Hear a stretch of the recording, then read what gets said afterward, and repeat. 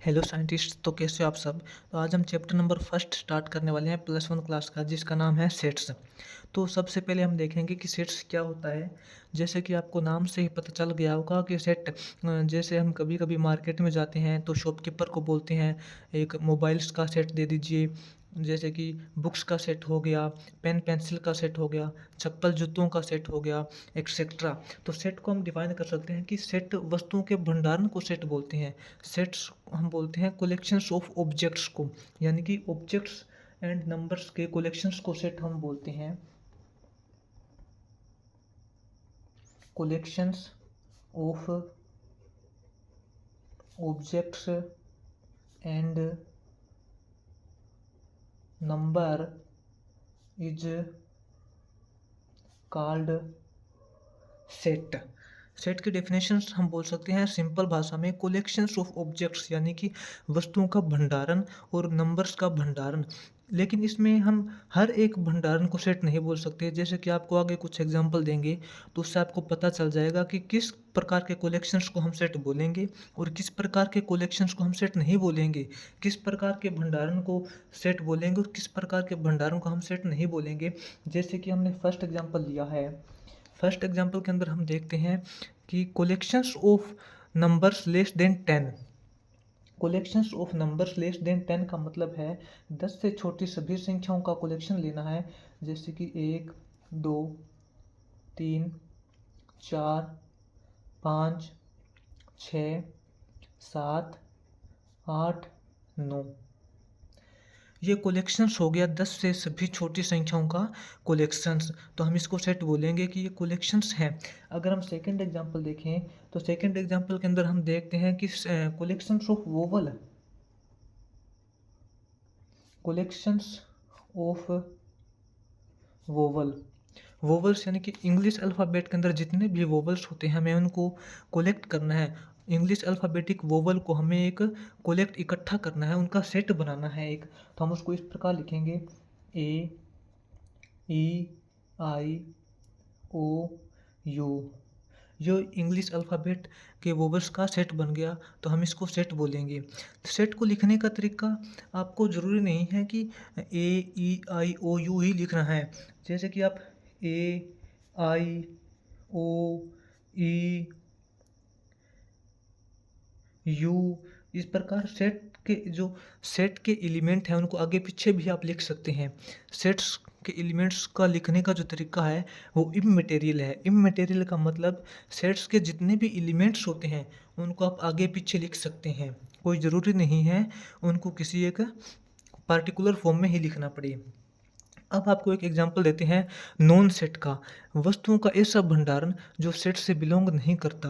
आपको पता होना चाहिए कि वस्तुओं का कौन सा भंडारण सेट से बिलोंग करता है, कौन सा भंडारण सेट से बिलोंग नहीं करता। ये बहुत ही इंपॉर्टेंट टॉपिक है सेट बनाने के लिए। जैसे कि आपको एक थर्ड एग्जांपल देते हैं, जैसे कि आपको थर्ड एग्जांपल ऐसे देते हैं कि collections of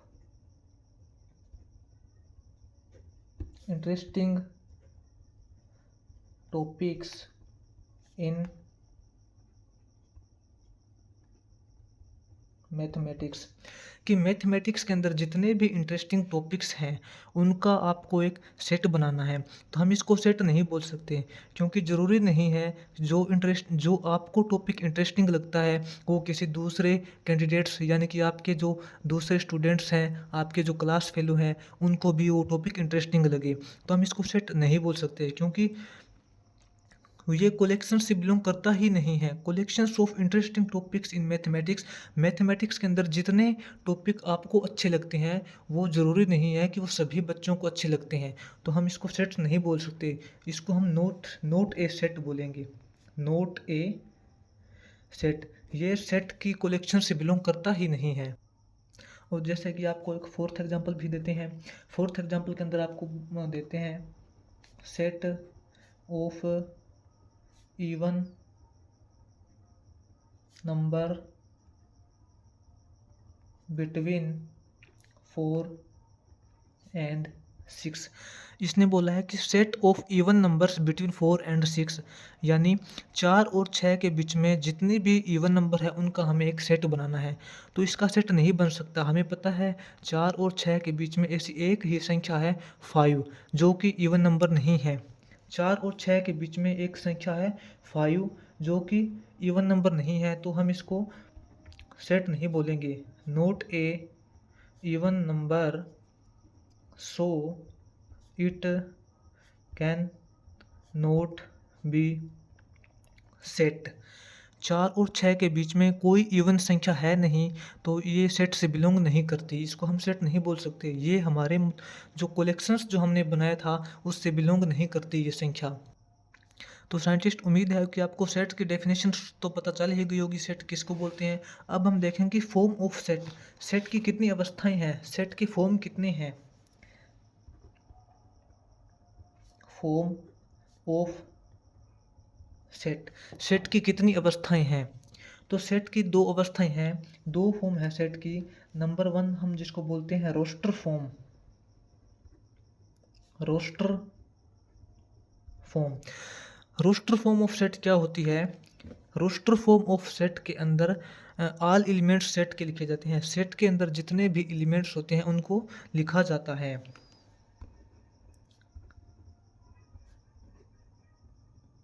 in this form all elements of set are written. Roster form क्या होती है। रोस्टर फॉर्म के अंदर सेट के सभी एलिमेंट्स को लिखा जाता है। जैसे कि एग्जांपल के तौर पे आपको यहाँ बताया हुआ था कि कलेक्शंस ऑफ वोवल, वोवल्स का हमें कलेक्शन बनाना है। तो इसके अंदर एलिमेंट्स लिखेंगे हम ए, ई, आई, ओ, यू। ये हो गया रोस्टर फॉर्म। रोस्टर फॉर्म के अंदर सेट्स के ऑल एलिमेंट्स को लिखा जाता है। अब सेकंड फॉर्म क्या है, builder form. Builder form, builder form का मतलब क्या होता है कि इसके अंदर सेट्स के ऑल एलिमेंट्स नहीं लिखे जाते। बिल्डर फॉर्म में क्या होता है कि सेट्स की प्रॉपर्टी लिखी जाती है कि जो हमने सेट्स कलेक्शंस ऑफ ऑब्जेक्ट्स बनाए हैं, जो हमने कलेक्शंस बनाए हैं, उसकी प्रॉपर्टी क्या है, उस सेट के गुण क्या है, वो किस प्रजाति से बिलोंग करता है। यानी कि बिल्डर फॉर्म के अंदर सेट्स की प्रॉपर्टी लिखी जाती है।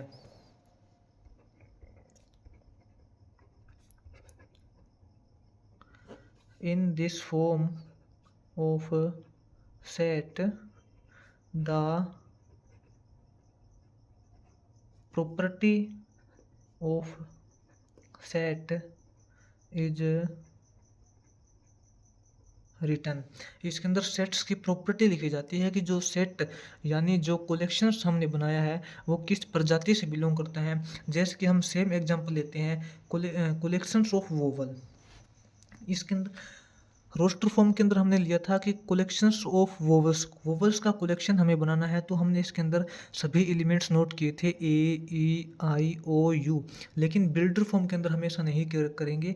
बिल्डर फॉर्म के अंदर हम क्या लिखेंगे कि कलेक्शंस ऑफ वोवल है, इसकी हमने सेट की फॉर्म में हमें बिल्डर फॉर्म में लिखना है।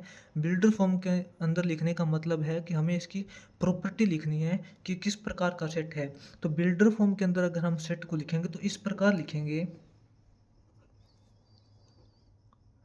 एक्स, एक्स कोई भी एलिमेंट्स है सेट का, और जो एक्स जो है उसकी प्रॉपर्टी क्या है, यानी सेट के अंदर जो एलिमेंट है उसकी प्रॉपर्टी क्या है, किस प्रजाति से वो बिलोंग कर रहा है। तो एक्स एलिमेंट, जो एक्स एलिमेंट है वो क्या है, वो एक्स जो एलिमेंट है वो इंग्लिश अल्फ़ाबेट का वोवल है।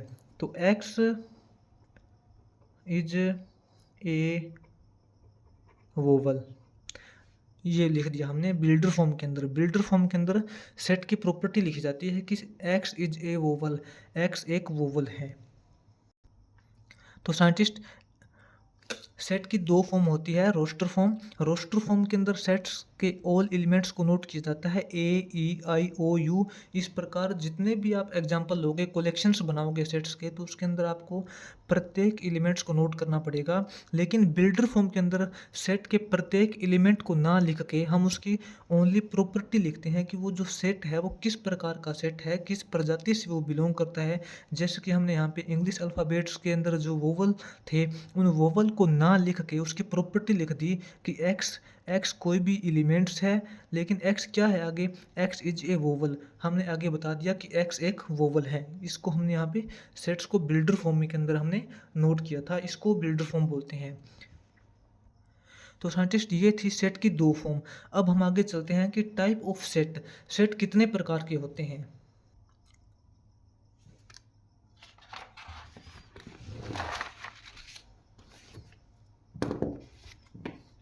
अब हम साइंटिस्ट यहाँ देखेंगे टाइप ऑफ सेट, सेट के प्रकार, सेट कितने प्रकार के होते हैं।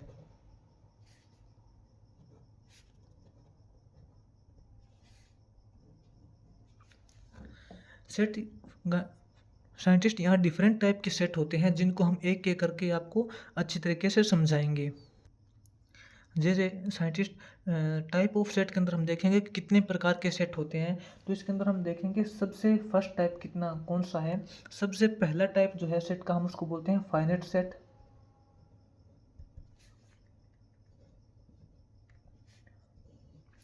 फाइनाइट सेट, जैसे नाम से पता चल रहा है कि फाइनाइट सेट का मतलब होता है कि जिस सेट के अंदर एलिमेंट है वो फाइनाइट है। मतलब फाइनाइट का फाइनाइट सेट का मतलब है कि सेट के अंदर जो एलिमेंट है वो पहले से निर्धारित हैं, उनकी संख्या है वो फाइनाइट है।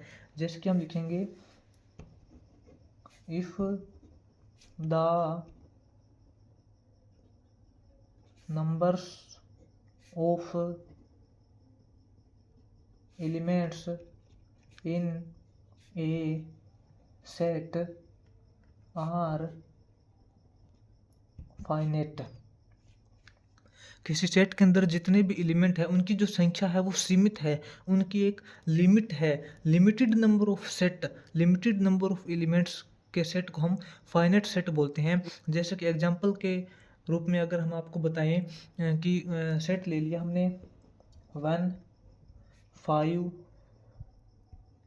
25 125, ये सेट फाइनाइट है। इसके अंदर फाइनाइट सेट का मतलब ये है कि इसके अंदर जो एलिमेंट्स जो हैं उनकी संख्या फिक्स है, 1 5 25 125, यानी कि इसके अंदर 4 एलिमेंट्स है। इस सेट के अंदर 4 एलिमेंट है, यानी कि ये एक फाइनाइट सेट है। अब अगर हम सेकंड एग्जांपल देखते हैं, सेकंड एग्जांपल देखेंगे कि set of a month in a year is a finite set. Set of months in a year, जैसे कि एक साल के अंदर कितने मंथ होते हैं हमें पता है, साल में 12 मंथ होते हैं। तो ये एक फाइनाइट सेट है। साल के 12 महीनों का अगर हम सेट बनाएंगे, जनवरी फरवरी मार्च अप्रैल ऐसे करके दिसंबर तक का अगर हम सेट बनाएंगे, तो इसके अंदर कितने एलिमेंट्स होंगे, 12 एलिमेंट्स आएंगे। तो इसको हम फाइनाइट सेट बोलते हैं। अब सेकंड पार्ट है, सेकंड टाइप ऑफ सेट है infinite set. Infinite set, infinite set का मतलब होता है गाइज, जिस सेट के अंदर जो एलिमेंट्स की जो संख्या है वो फाइनाइट नहीं होती, इनफाइनाइट नंबर होती है, कितनी भी संख्या हो सकती है। सेट के अंदर जो एलिमेंट्स है उनकी संख्या पहले से निर्धारित नहीं होती, कितने भी आगे उसकी संख्या हो सकती है। जैसे कि एग्जांपल की तो अगर हम इसकी डेफिनेशंस देखें, if the numbers of elements are not finite in a set, किसी सेट के अंदर जो एलिमेंट है उनकी जो संख्या है वो फिक्स नहीं है, उनकी संख्या कितने भी हो सकती है, फिक्स नहीं है उनकी, तो उसको हम इनफाइनाइट सेट बोलते हैं। एग्जांपल के तौर पे अगर हम देखें, इसका फर्स्ट एग्जांपल दें, the set of natural numbers. Set of natural number. इसने फर्स्ट एग्जांपल में बोला है सेट ऑफ नेचुरल नंबर। इसने ये नहीं बोला कि set of natural number between, कि कहाँ से कहाँ तक हमें नेचुरल नंबर बताने हैं। हमें पता है कि नेचुरल नंबर जो होते हैं वो 1 से स्टार्ट होते हैं, 1 2 3 4 5, ऐसे।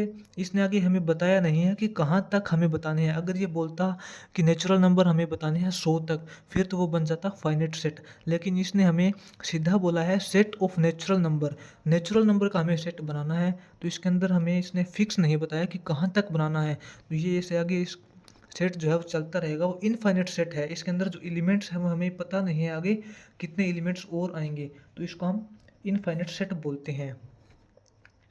जैसे कि set of integers, set of integer second example है इसका, सेट ऑफ इंटेजर्स। पूर्णांक, पूर्ण अंक मतलब ऐसे अंक जो अपने आप में पूर्ण हैं, उनका सेट हमें बनाना है। जैसे कि वो बन जाएगा, पूर्ण अंक का मतलब है कि जो संख्या अपने आप के अंदर पूर्ण है, पॉइंट वाली संख्या यानी कि दशमलव वाली संख्या नहीं है। वो जो पूर्णांक होते हैं वो नेगेटिव भी होते हैं और पॉजिटिव भी होते हैं। तो हमें इसने ये नहीं बोला कि कहाँ से कहाँ तक हमें इंटीजर बनाने हैं। तो नेगेटिव वाले भी तो इसके अंदर होते हैं। ये सेट नेगेटिव से चलता आया है। मान लिया कि -2 -1 0 1 2, ऐसे आगे चलता जाएगा। लेकिन इसने हमें बोला नहीं है कि कहाँ तक हमें इंटीजर्स बनाने हैं। तो ये एक इनफाइनाइट सेट है। इसके अंदर जो एलिमेंट्स जो है ये फाइनाइट नहीं है, ये फिक्स नहीं है। तो इसको हम इनफाइनाइट सेट बोलेंगे, जिसके अंदर जो एलिमेंट्स ऑफ सेट होते हैं वो फिक्स नहीं है, उनकी जो संख्या है वो कितनी भी हो सकती है। तो साइंटिस्ट इससे अगला जो पार्ट है, थर्ड टाइप जो सेट है, उसको बोलते हैं सिंगलटन सेट।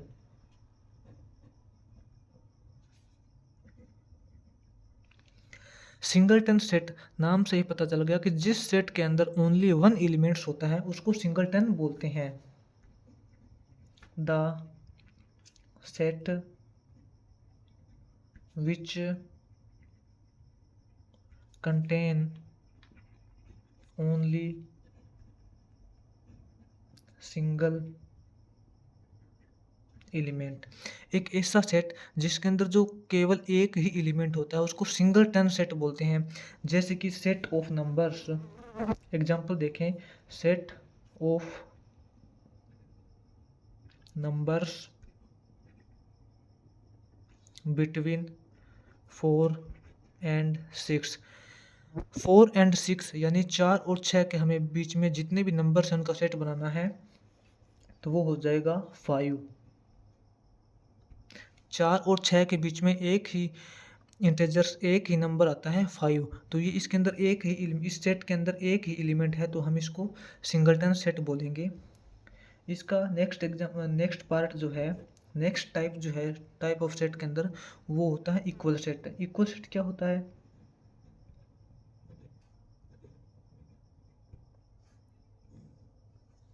इक्वल सेट साइंटिस्ट, दो सेट इक्वल कब होंगे?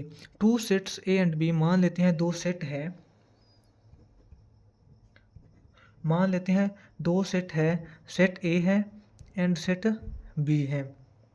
दो सेट है, दो सेट्स एलिमेंट, दो सेट आपस के अंदर तभी इक्वल होंगे जब उनके जो एलिमेंट्स है वो सेम होंगे।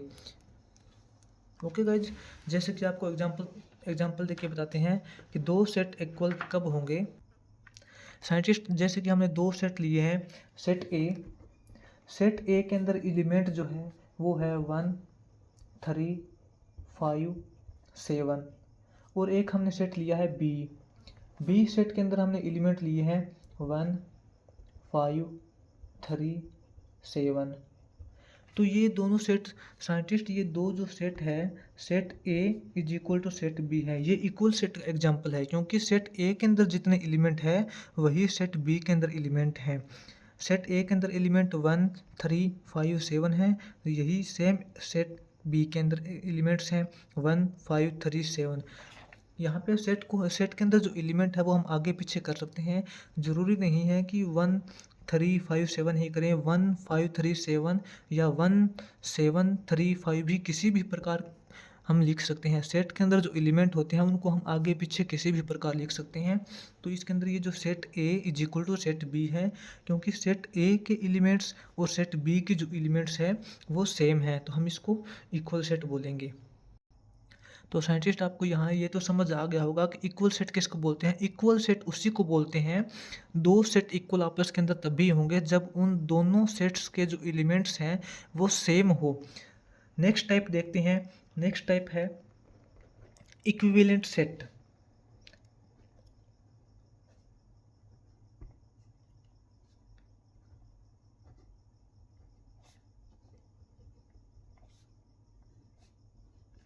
इक्विवेलेंट सेट कब बोलते हैं guys? Two set A and B are said to be equivalent set if the numbers of elements in both sets are equal. इसके अंदर थोड़ा ध्यान देने वाली बात है गाइज, इक्विवेलेंट सेट क्या होता है? इक्विवेलेंट सेट ए और बी, दो सेट है ए और बी, तो उनको हम इक्विवेलेंट कब बोलेंगे? इक्विवेलेंट का मतलब है कि दो सेट्स के एलिमेंट्स जो हैं उनकी जो संख्या है, उनकी जो नंबर्स है, नंबर ऑफ एलिमेंट्स, अगर दो सेट्स के एलिमेंट्स की जो नंबर है वो सेम हो, उनको हम इक्विवेलेंट सेट बोलेंगे। जैसे कि फर्स्ट सेट है, फर्स्ट सेट हमने लिया है जैसे कि 1 7 10 50 20, और जो हमने बी सेट जो लिया है, बी सेट हमने लिया है 0 2 4 8 10। गाइज यहाँ पे ध्यान देने वाली बात ये है कि सेट ए और सेट बी के जो एलिमेंट है, एलिमेंट सेम नहीं है। इसके जो एलिमेंट है वो 1 7 10 15 20 है, और जो इसके जो एलिमेंट है वो 0 2 4 8 10 है। इनकी जो एलिमेंट है वो एलिमेंट सेम नहीं है, लेकिन इनके जो एलिमेंट्स की जो नंबर है वो सेम है। जैसे कि फर्स्ट सेट के अंदर कितने एलिमेंट हैं? 1 2 3 4 5, इसके अंदर 5 एलिमेंट हैं। और सेट बी के अंदर भी 1 2 3 4 5 एलिमेंट्स हैं। इनकी नंबर ऑफ एलिमेंट्स अगर सेम होते हैं तो उनको इक्विवेलेंट सेट बोलते हैं। अगर दो सेट के इक्वल सेट और इक्विवेलेंट सेट के अंदर थोड़ा डिफरेंस है गाइज, ध्यान देने वाली बात ये है, इक्विवेलेंट सेट के अंदर नंबर ऑफ एलिमेंट्स के जो नंबर अगर सेम होते हैं तो उनको इक्विवेलेंट सेट बोलते हैं। लेकिन इक्वल सेट तब होता है कि जब दो सेट के जो एलिमेंट होते हैं, एलिमेंट सेम होते हैं। जैसे कि हमने ऊपर वाले एग्जांपल के अंदर देखा था इक्वल सेट का मतलब है कि दोनों जो सेट हैं उनके जो एलिमेंट है, एलिमेंट सेम है। लेकिन इक्विवेलेंट सेट के अंदर ऐसा नहीं है। इक्विवेलेंट सेट के अंदर एलिमेंट के नंबर सेम है, जितने एलिमेंट्स फर्स्ट सेट के अंदर है उतने एलिमेंट सेकंड सेट के अंदर है, तो हम उसको इक्विवेलेंट सेट बोलते हैं, ना कि इक्वल सेट बोलते हैं। सो गाइज, नेक्स्ट जो टाइप है सेट का उसको हम बोलते हैं सबसेट। सबसेट क्या होता है? सबसेट गाइज, जैसे कि हम दो सेट लेते हैं ए और बी अगर हम दो सेट लेते हैं तो मान लेते हैं कि let two set A and B, मान लेते हैं गाइज दो सेट है ए और बी सबसेट का मतलब है कि जब किसी, मान लेते हैं कि बी जो है वो सबसेट है, तो बी सबसेट कब होगा? जब बी के जितने भी एलिमेंट हैं वो सभी के सभी एलिमेंट ए के अंदर भी मौजूद हो, तो बी जो सबसेट है उसको हम बोलेंगे कि ये सबसेट है। सबसेट तभी होता है जब किसी एक सेट के जो एलिमेंट है वो दूसरे सेट के एलिमेंट्स के अंदर मौजूद हो। अगर हम देखते हैं कि two set are said to be subset if all elements of set B are also in set A. Set B के जब सारे एलिमेंट सेट ए के अंदर भी मौजूद हो तो हम उसको सब सेट ऑफ ए बोलते हैं कि जो बी है वो ए का सबसेट है। जैसे कि एग्जांपल लेके देखते हैं कि जो सेट ए है, सेट ए के एलिमेंट मान लेते हैं साइंटिस्ट 1 2 3 4 5 6 हैं। साइंटिस्ट मान लेते हैं ये सेट ए है, और जो बी सेट है, बी सेट को हम मान लेते हैं 2 4 6। अब यहाँ पे नोट करने वाली बात ये है साइंटिस्ट, बी जो सेट है, बी सेट के एलिमेंट है 2 4 6, और ये जो बी सेट के जो सभी एलिमेंट्स हैं ये ए सेट के अंदर भी मौजूद हैं 2 4 6। यानी बी सेट के जितने भी एलिमेंट हैं वो सारे एलिमेंट, बी सेट वाले जितने एलिमेंट हैं वो सारे के सारे एलिमेंट ए सेट के अंदर मौजूद हैं। तो इसके अंदर जो बी है वो सबसेट है ए का। ये जो सिंबल होता है ये सबसेट का होता है, बी सबसेट है ए का। यानी बी के अंदर जितने एलिमेंट है वो सारे एलिमेंट ए के अंदर है, तो बी सबसेट है ए का। ऐसा नहीं है कि ए सबसेट है बी का, ए है वो बी का सबसेट नहीं होगा, क्योंकि ए के अंदर ए के अंदर जितने एलिमेंट है वो बी के अंदर नहीं है। ए वाले सारे एलिमेंट बी के अंदर नहीं है, लेकिन बी के सारे एलिमेंट ए के अंदर है, इसलिए जो बी है वो ए का सबसेट होगा। So guys, next type of set है पावर सेट। तो गाइज पावर सेट क्या होता है? पावर सेट होता है collections of all subset of a larger set subsets. यानी कि कोई एक बड़ा सेट है, उसके जितने भी सबसेट्स हैं उन सभी सबसेट्स को मिलाने के बाद जो एक नया सेट बनेगा उसको हम पावर सेट बोलते हैं। जैसे कि एग्जांपल लेते हैं हम, जो ए सेट है, मान लेते हैं ए सेट के जो एलिमेंट है वो 1 2 3 4 5 6 हैं, और जो बी है, बी सेट के जो एलिमेंट हैं साइंटिस्ट वो हम लेते हैं जैसे कि 2 3 हो गया। और जो सी सेट है, एग्जांपल देखते हैं, जो सी सेट है, सी सेट के एलिमेंट हम लेते हैं 1 हो गया 4 हो गया। नेक्स्ट पेज पे देखते हैं साइंटिस्ट। तो यहाँ पे पावर सेट क्या होगा?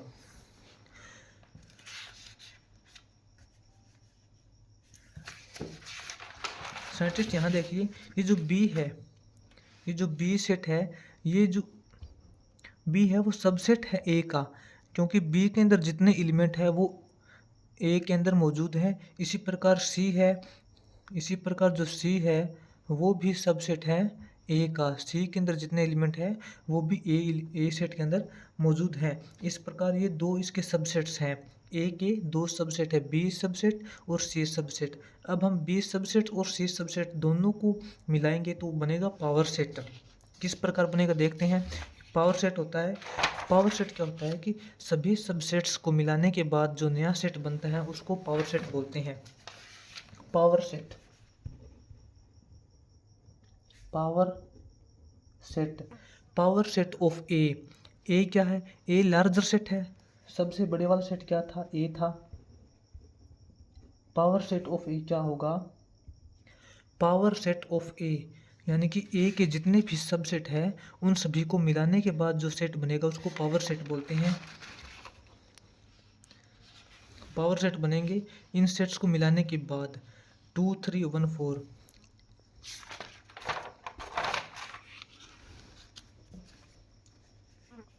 बी सेट के अंदर एलिमेंट्स थे 2 3,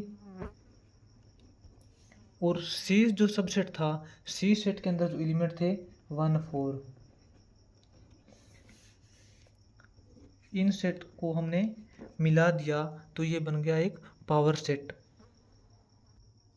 सॉरी साइंटिस्ट, यहाँ पे हमने थोड़ी मिस्टेक कर दी कि जो पावर सेट होता है वो कलेक्शंस ऑफ ऑल सबसेट्स होता है, कि सबसेट जो किसी एक लार्जर सेट है उसके जो सभी सबसेट्स हैं उनको हम कलेक्शंस अगर हम उसकी कर देते हैं, उनको सभी सबसेट्स को अगर हम इकट्ठा कर देते हैं तो उसको हम पावर सेट बोलते हैं। लेकिन यहाँ पे ये जो बड़ी ब्रैकेट है ये वाली ब्रैकेट नहीं लगेगी। यहाँ पे जो इसका जो पावर सेट बनेगा वो बनेगा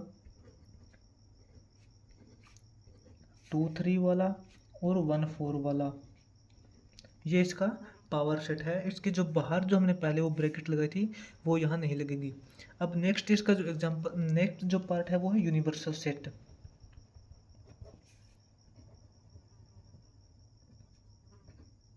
universal set scientist, universal set क्या होता है?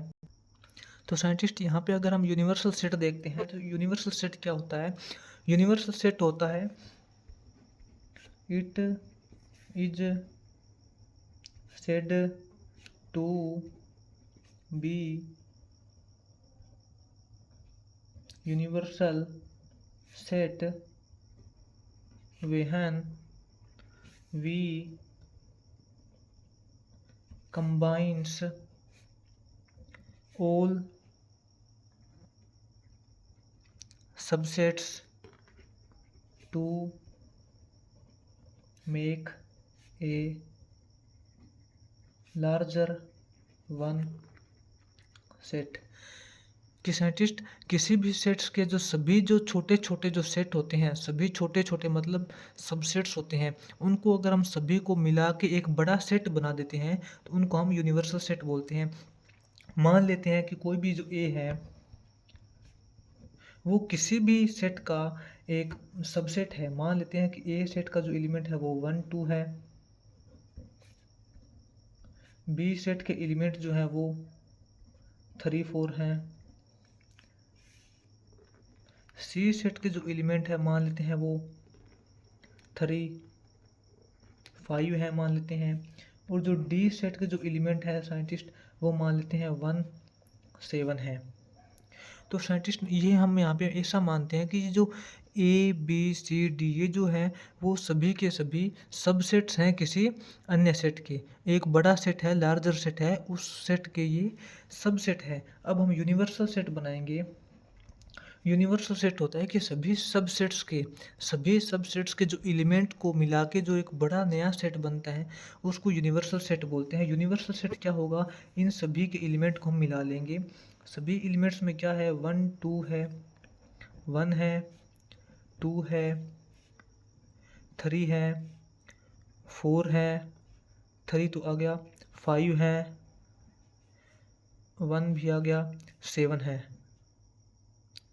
6 नहीं है इनमें, ठीक है साइंटिस्ट। तो सभी जो छोटे छोटे सबसेट्स होते हैं उन सभी छोटे छोटे सबसेट्स के जो एलिमेंट होते हैं उनको मिला के जो एक नया सेट बनता है उनको हम यूनिवर्सल सेट बोलते हैं। यूनिवर्सल सेट मतलब सबसे लार्जर सेट, उसको हम यूनिवर्सल सेट बोलते हैं।